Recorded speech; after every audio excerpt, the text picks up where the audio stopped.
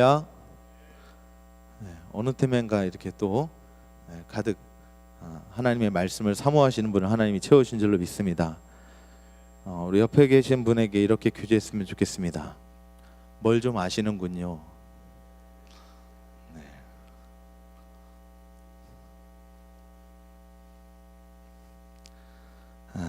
뭘 좀 아시는 분들만 계신 것 같아요. 강단에 나오니까 두 가지 마음이 느껴집니다. 첫 번째는 하나님 아버지의 마음, 담임 목사님의 마음을 조금 느껴볼 수 있는 것 같아요. 빈자리를 볼 때면 하나님 아버지의 마음을 느낄 수 있습니다. 우리 사랑하는 자녀들이 어디가 있나 궁금해하는 그런 마음을 느낄 수가 있고, 계신 여러분을 보게 되면 안도감이 들고요. 또 하나님 아버지를 보고 싶어서 이렇게 나왔구나 하는 두 가지 마음이 드는 것 같습니다. 이런 하나님 아버지의 마음이 저 여러분 가운데 오늘 가득 부어지기를 바랍니다. 사랑하고 축복합니다. 하나님이 저보다 더 여러분을 사랑하고 복을 주시는 줄로 믿습니다. 오늘 오전에도 말씀을 많이 충분히 공급 받으셨음에도 불구하고 여러분은 말씀 듣기 위해 오신 것이 아니라 예배 드리러 오신 줄로 믿습니다. 물론 말씀도 있지만 여러분 이 시간에 여러분이 영혼의 핸드폰을 한번 이렇게 빼 보십시오. 핸드폰들 없으세요? 영혼의 핸드폰? 제가 이게 무슨 말씀인지 잘 모르시죠? 핸드폰을 갖게 되면 두 가지를 항상 확인하게 됩니다. 한 가지는 안테나가 몇 칸 떠 있나? 그리고 또 한 가지는 배터리가 얼마 남았나? 여러분 그런 경험 없으신가요? 하나님의 말씀에 여러분 영혼 배터리 몇 칸이십니까? 제가 지금 여러분 여기 계신 분들 볼 때는 이미 오전에 충분히 채우셨습니다. 그런데 하나님을 사모하는 마음이 여러분을 이 자리로 인도하신 줄로 믿습니다. 하나님의 말씀, 하나님을 사모하는 마음 위에는 하나님이 성령을 넘치도록 부어주실 줄로 믿습니다. 넘치는 성령이 여러분의 가정과 여러분의 자녀들과 여러분 교제하시는 모든 분들 가운데 큰 은혜로 부어주시기를 주님 여러분 축원합니다. 가인이라고 하는 제목을 가지고 여러분과 오늘 함께 말씀 산책을 떠날 텐데요. 산책이란 말이 저희 교회랑은 참 잘 어울리는 말인 것 같습니다. 그죠? 식사하시고 한 바퀴만 돌면 배가 꺼져서 다시 밥을 먹고 싶을 것 같은 그런 감동이 있는 교회가 저희 교회인데요. 이 가인이라고 하는 그 인물을 가지고 묵상을 하면서 마음속이 참 많이 어려웠습니다. 왜냐하면 이 가인에 대한 이야기는 우리가 어린 시절부터 굉장히 많이 성경 공부도 하고 설교로도 듣고 또 무슨 꽁트도 하고 뭐 이런 경험들이 참 많은 주제이기 때문에 여기서 뭔가 하나님이 우리에게 어떤 감동을 주실지에 대한 그런 말씀에 대한 부담감이 참 많이 있었습니다. 그런데 그럼에도 불구하고 하나님의 말씀 너무너무 깊고 오묘하고 파도 끊임없이 하나님 우리의 영혼을 채워주시는 그런 생수를 말씀을 통해 주시는 것을 믿습니다. 가인은 여러 가지가 최초의 이름에 해당하는 걸맞는 그런 사람이었습니다. 인류 최초의 맏아들이었어요. 그리고 많은 사랑을 아마 아담과 하와로부터 받았을 것으로 생각이 됩니다. 가인 하면 참 많은 마지들이 부러워할 만한 것이 하나 있는데 그것이 무엇이냐면 물려받지 않아도 돼요. 옷을 예전에 그러니까 최초의 옷을 아마 입었을 것이다. 그래서 물려받거나 부족하지 않게 아마 최고의 것으로 그렇게 보살핌을 받은 것이 인류의 최초의 맞이인 가인이 아니었을까 그런 생각이 듭니다. 아담과 하와에게 가인은 첫 아들이었고 많은 그런 기대를 갖게 되었을 것입니다. 그리고 하나님 아버지의 마음도 가인을 통해서 알 수 있었을 것입니다. 오늘 우리가 함께 읽은 본문의 초반에 보면 하와가 가인을 얻은 다음에 뭐라고 고백하냐면 여호와로 말미암아 아들을 얻었다라고 고백합니다. 그리고 그러한 고백은 가인의 이름이 되어버립니다. 그래서 가인을 부를 때마다 아담과 하와는 무슨 생각을 하게 되냐면 얻었다라고 하는 거예요. 가인 이렇게 보면 얻었네 이런 고백이 되는 것입니다. 그럼 자연스럽게 무엇이 누가 떠오르겠습니까? 하나님이 떠오르는 이름인 거죠. 가인이라고 하는 이름은 본래 참 좋은 이름이었습니다. 내게 아들을 주셨는데 그 아들을 주신 분은 우리 하나님이시다라고 하는 사실을 기억나게 하는 이름이에요. 그렇다고 제가 제 아들 이름을 가인이라고 짓지는 않을 겁니다. 조가인 좀 이상한데요.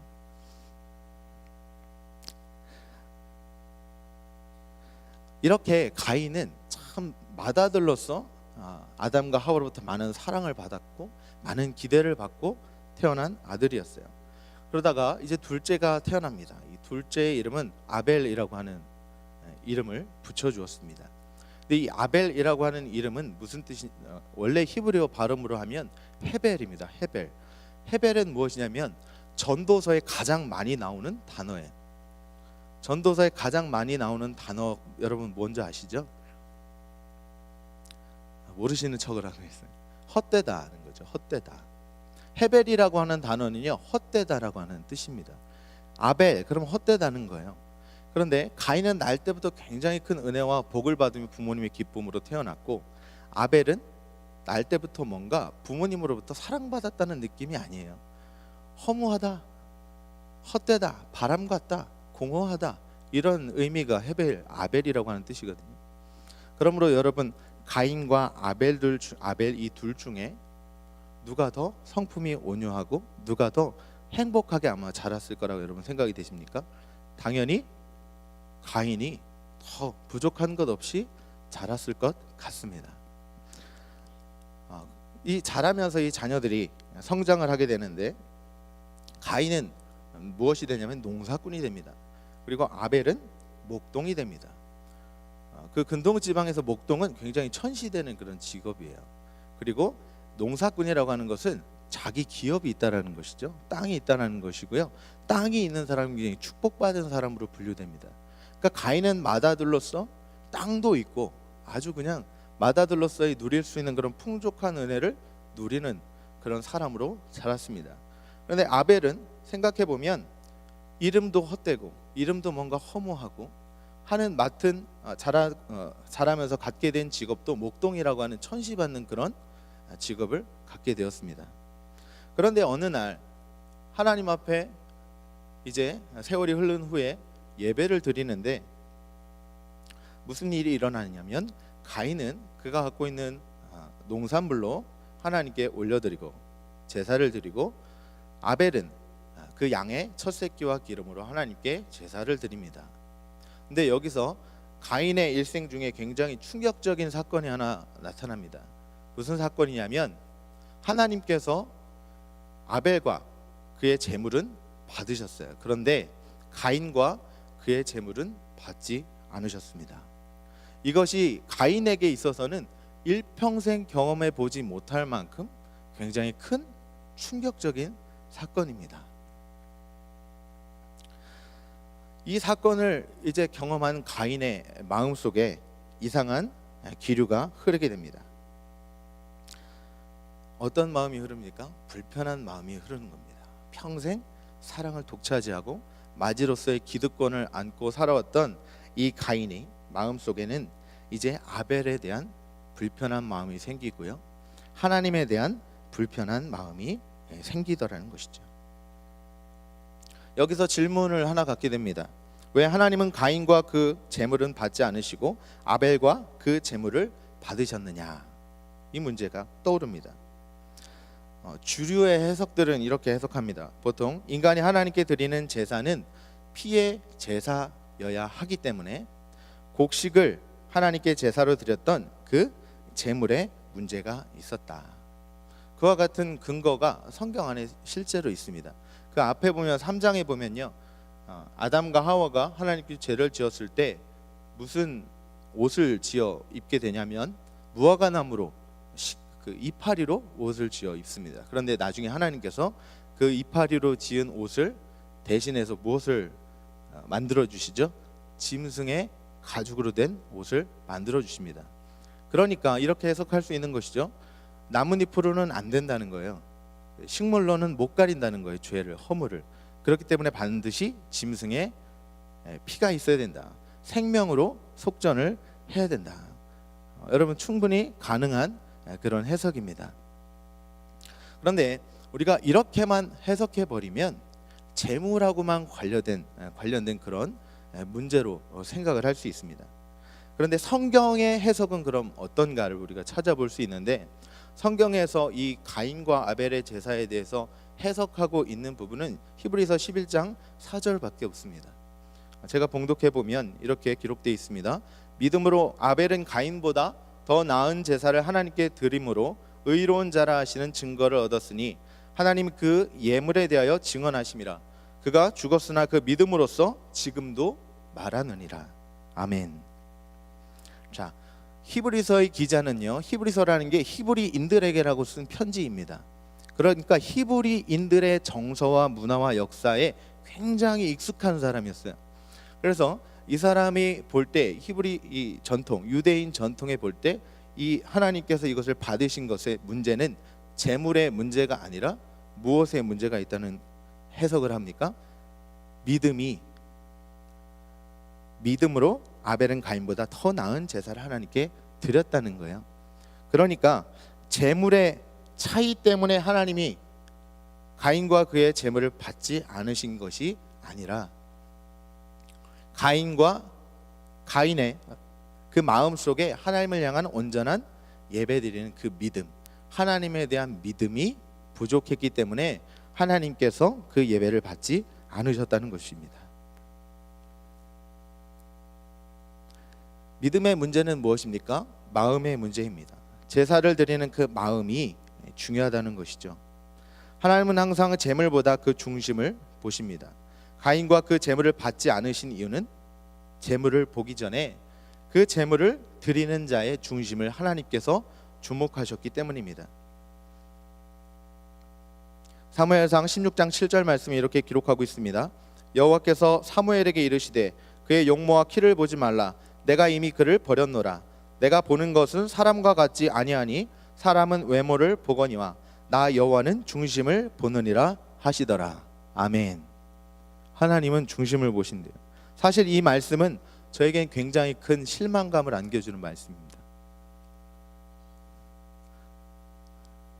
네, 웃으시는 분은 제가 이 말씀을 왜 드렸는지, 용모와 키를 보지 말라. 네, 이게 저한테는 쥐약 같은 말씀입니다. 여러분에겐 희망이 되는 말씀이에요. 우리 하나님은 공평하신 분이신 줄로 믿습니다. 제가 너무 교만한 것 같습니다. 여러분, 전혀 조금도 그렇게 생각 안 해봤는데, 저는 항상 이렇게 제 자신을 북돋아야만 설교를 할 수 있습니다. 오늘 본문을 보면 가인은 자기 재물이 받아들여지지 않으니까 분노했어요. 제가 교회 학교 사역을 한 5년 가까이 했는데 아이들을 대할 때에 특징이 있습니다. 사랑 결핍이 있는 아이가 있고 사랑이 과다인 아이가 있어요. 사랑이 과다인 아이는 정말 대처하기가 어려워요. 그런데 사랑이 결핍인 아이는 오히려 그 사랑을 채워주면 회복되는 것을 많이 보게 됩니다. 그것을 보면서 저는 아직 아이가 없지만 나중에 자녀를 양육할 때에 참 적절한 것을 이렇게 잘 유지하는 것이 굉장히 중요하겠다라는 생각을 하게 해요. 사랑이 과다인 아이는요, 자기가 주목받지 못하면 견디지를 못해요. 이런 것을 심리학적 용어로 또 테이블 센터 증후군 이런 게 있다고 하더라고요. 자기가 중심이 되지 않으면 견뎌하지를 못하는 거예요. 오히려 그 중심이 되지 못하면 다른 사람들을 밀어내는 그런 습성들이 나타난다는 것이죠. 오늘 이 가인의 생애를 보게 되면요, 성경을 통해 재미있는 사실을 하나 알게 됩니다. 주님께서도 말씀하시기를 먼저 된 자가 나중되고 나중된 자가 먼저 될 것이다 말씀하셨습니다. 저는 이 의미가 도대체가 아무리 읽어도 무슨 뜻인지 한번 이해를 못했는데, 재작년쯤 이 말씀이 어떤 의미인가 또 오늘 가인의 말씀을 통하여 다시 한번 깨닫게 되는 것은, 먼저 된 자는요, 먼저 낳은 아들을 생각하면 될 것 같습니다. 그가 원하든 원치 않든 맏아들로 태어나서 날 때부터 받은 기득권이 있어요. 날 때부터 받은 자기가 노력하지 않은 그런 재물이나 능력이나 그런 것들이 있다는 것이죠. 그러나 그것들을 가지고 그것들을 자기의 능력인 양, 자기가 노력해서 얻은 것인 양, 요즘 흔히 이야기하는 갑질이라고 하는 게 있죠. 금수저 뭐 이런 용어들을 많이 쓰는데, 그런 것을 자기의 힘으로 얻은 것인 양 교만하게 행동하는 것, 그런 사람들이 먼저 된 자라면 나중된 자는 아벨과 같이 이름은 없지만 하나님께서 기뻐하시는 예배를 드리는 사람, 가진 것은 없지만 하나님 앞에 정말 전심으로 예배를 드리는 사람, 먼저 된 자가 나중되고 나중된 자가 먼저 되는 것. 그래서 참 재밌게도 성경에는 이와 같이 두 형제의 싸움 이야기가 참 많이 나옵니다. 여러분은 먼저 된 자십니까? 나중된 자십니까? 하나님은 먼저 됐는지 나중됐는지 보지 않으세요. 우리가 어떤 마음으로 하나님 앞에 예배하는지를 주목하신 줄로 믿습니다.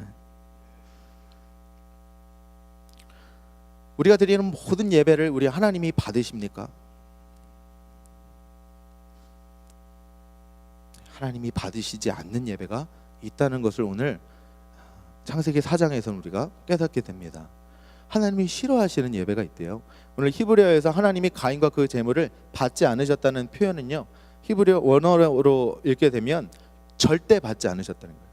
부정 중에 최상의 부정급 표현을 쓰고 있습니다. 하나님이 그러니까 예배 드리는데 마음 없이 믿음 없이 드리는 예배를요, 그냥 싫어하시는 게 아니라 아주 싫어하신다는 거예요. 꼭 이렇게 액센트를 줘야 여러분 와닿는데 아주 싫어하신다는 겁니다.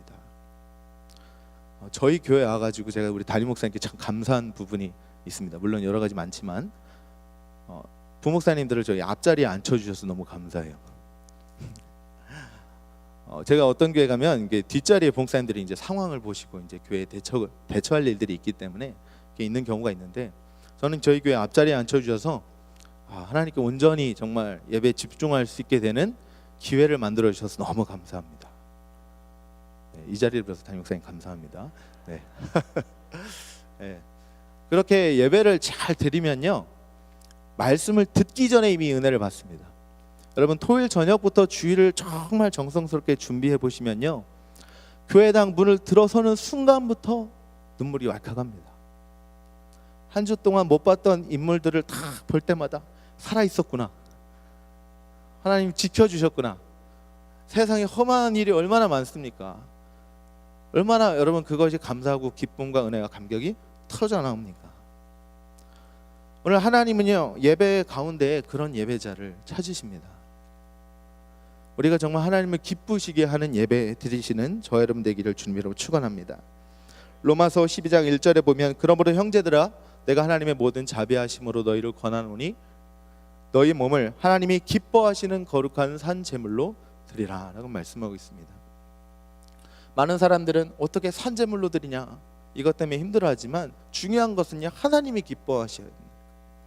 우리가 드리고 있는 예배가 하나님이 기뻐하시는 겁니까? 여러분 스스로 생각하시기 바랍니다. 정말 하나님이 기뻐하시는 예배, 하나님을 여러분 기쁘시게 해보십시오. 하나님을 기쁘시게 하면 하나님이 우리를 쓰다듬어 주세요. 할렐루야. 여러분 부모님을 기쁘시게 해드리면 부모님의 어깨를 투닥여 줍니다. 네가 이제 장성했구나. 하나님이 우리가 하나님 앞에 온전한 예배를 드리면, 저는 그런 느낌을 많이 받아요.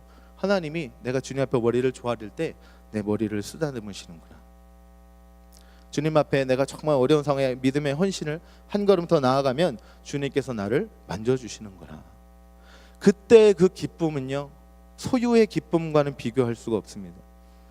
경쟁에서 이겼을 때의 기쁨과는 비교할 수가 없습니다. 성령님께서 제 영혼의 밑바닥에서 끝까지 채워주시는 은혜를 경험하게 됩니다. 저는 여러분들이 항상 신앙의 초기에 그 조금 있는 그런 기쁨에 머무르지 않고 신앙의 정말 깊은, 영혼의 깊은 곳에서 터져나오는 하나님이 주시는 참 기쁨을 누리시기를 주님의 이름으로 축원합니다.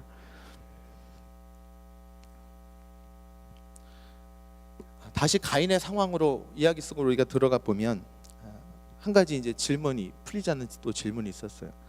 왜 가인이 분노했을까? 왜 가인이 분노했을까?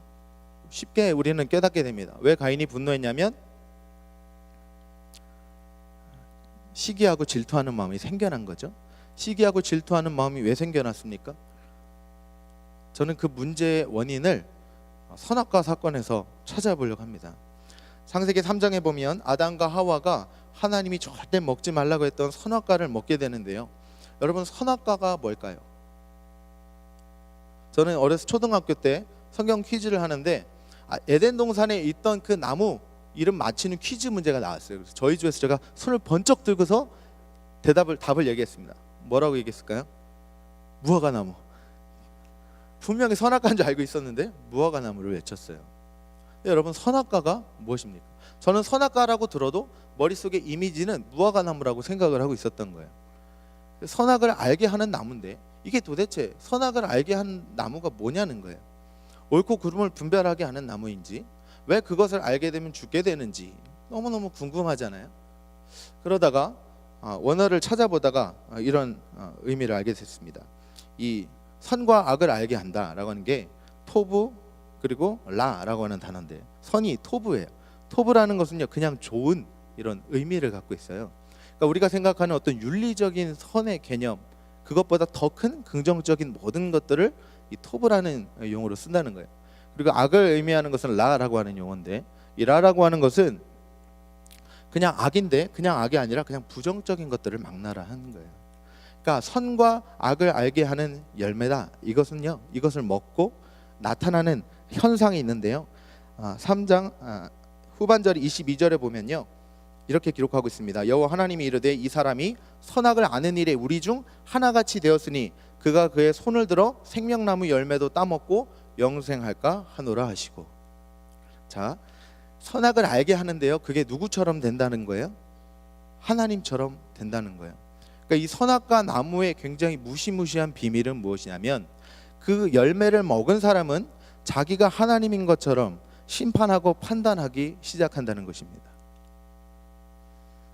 그런 의미로 봤을 때 선악과의 무시무시함은 선악과를 먹은 그것 때문에 죽어야 된다는 이유는 분명해집니다. 그와 같이 자기가 심판자이고 내가 세상 모든 것을 내 기준과 내 가치관과 내 철학대로 주장할 수 있고 그 뜻대로 살아간다는 것은요, 하나님의 말씀의 기준에 의지하여 살아가는 것이 아니라 내 기준에 내 판단에 내 판단대로 심판하며 살아가는 거예요. 심판이라고 이야기를 하니까 여러분 마음속에 죽어서 하나님 앞에 섰을 때 그 심판의 이미지가 많이 있지만, 그 심판이 아니라 마음속에 우리가 판단하고 생각하는 방향을 생각하는 것입니다. 그렇다면 가인은 이 지금 아벨의 제사만 하나님께서 받으시는 것을 가지고 이제 생각을 하게 돼요. 창세기 3장에 보면 아담과 하와는 하나님에 대해서 이렇다부터 얘기하지 않아요. 근데 가인의 태도는 아담과 하와가 하나님께 대했던 태도랑은 사뭇 달라요. 아주 도전적이고 아주 하나님에 대해서 불쾌한 감정을 여지없이 드러냅니다. 안색이 바뀌었다고 말하고 있어요. 그 이야기는 무슨 얘기입니까? 하나님에 대해서도 지금 판단하기 시작하는 거예요. 하나님이 왜 내 예배를 받지 않으셨냐라는 거예요. 뭔가 지금 위치가 바뀌었습니다. 하나님이 주권자시고 하나님이 심판자시고 하나님이 역사하시는 분이신데 지금 누가요? 가인이 하나님을 심판하고 있어요. 왜 내 예배는 받지 않으시는 겁니까?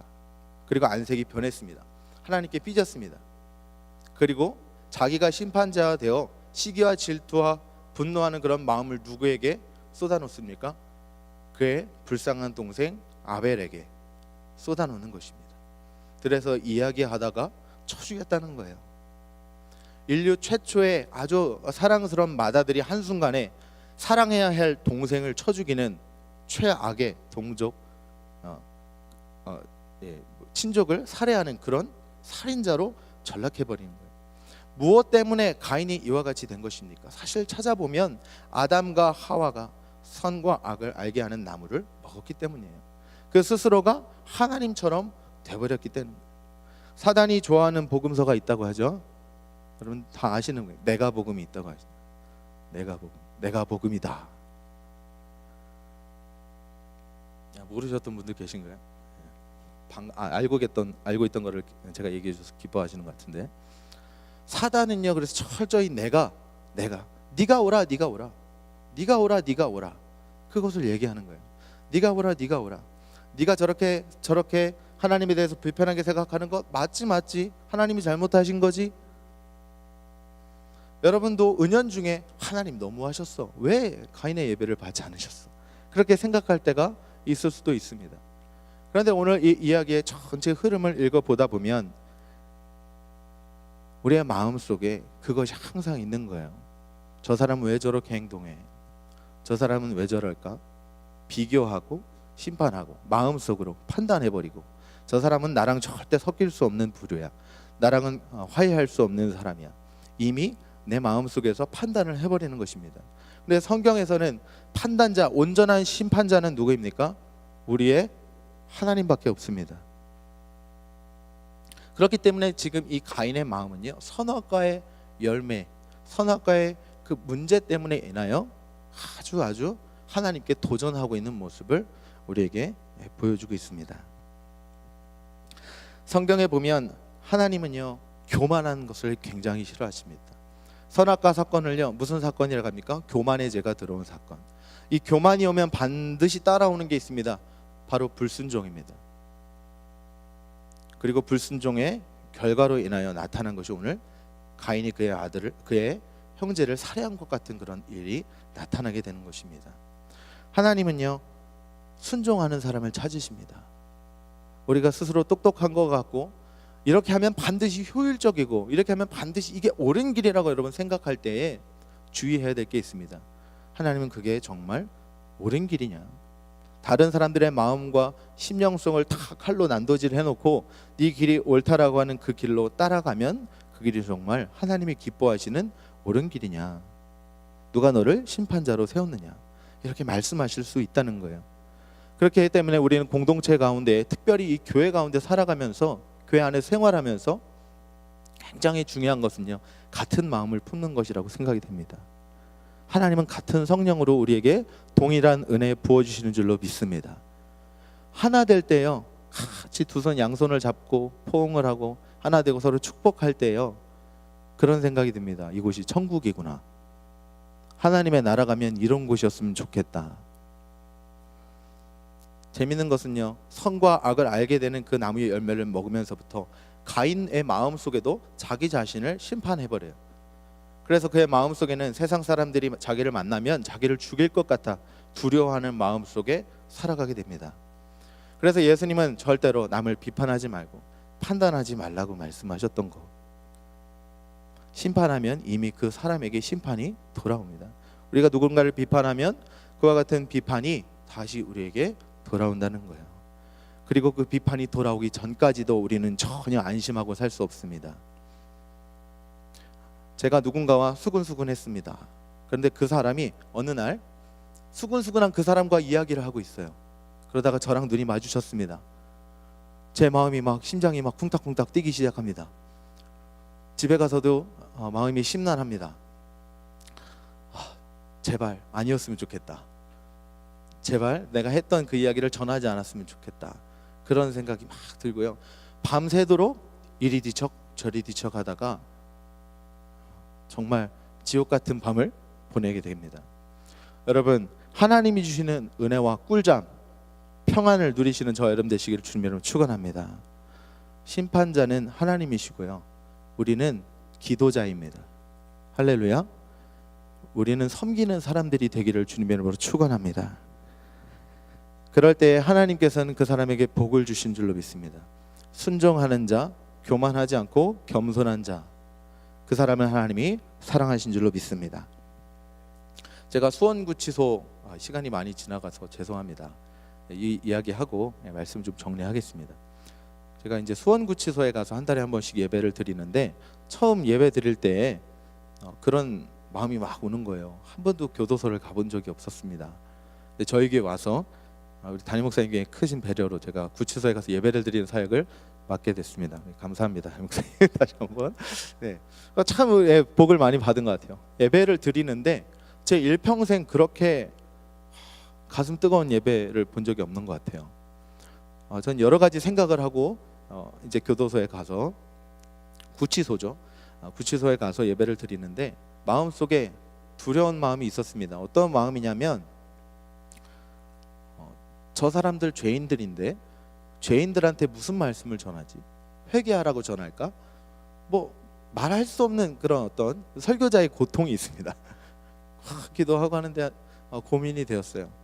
근데 그곳에 딱 서서 수감자들 앞에 서 있는데 제 마음속에 하나님이 주시는 생각은 제가 심판자였구나, 그 생각이 들었습니다. 제가 저 사람들의 환경도 모르고 어떤 삶 속에서 저렇게 일생을 살아오고 어떤 사연으로 지금 이 자리에 앉아 있는지에 대해서 아무것도 모르면서 오기 전부터 그 사람들은 죄인이라고 낙인 지르고 심판했던 거예요. 그런데 그 자리에 탁 서서 똑같이 여러분보다 더 몇 배나 눈물과 찬송이 아주 그냥 떠나갈 것 같은 꽉 찼습니다. 꽉 차가지고 은혜를 사모하는 그분들을 보면서 내가 죄인이구나 라는 생각이 들었어요. 그리고 수감자들은 이름 대신 번호가 착 붙어 있습니다. 이 번호표를 떼고 하나님께서 저에게 이름표를 붙여주신 은혜가 얼마나 큰지. 지옥에 가면 아마 번호표가 붙어 있을 것 같아요. 그런데 하나님께서는 우리의 이름을 불러주시고 한 명 한 명 죄인에서 자녀로 끌어올려 주신 줄로 믿습니다. 여러분, 우리 하나님 너무 좋으신 분인 줄로 믿습니다. 여러분, 심판자가 되기보다는 겸손한 예배자가 되시기를 주님 이름으로 축원합니다. 담임 목사님 오전에 얘기하신 것처럼 떡으로 살아가고 생명은 잠시 연장하는 것보다 아벨처럼 믿음의 예배를 드리고 영원히 믿음으로 예배 드렸다고 하나님의 생명책에 기록되는 저와 여러분 되시기를 주님 이름으로 축원합니다.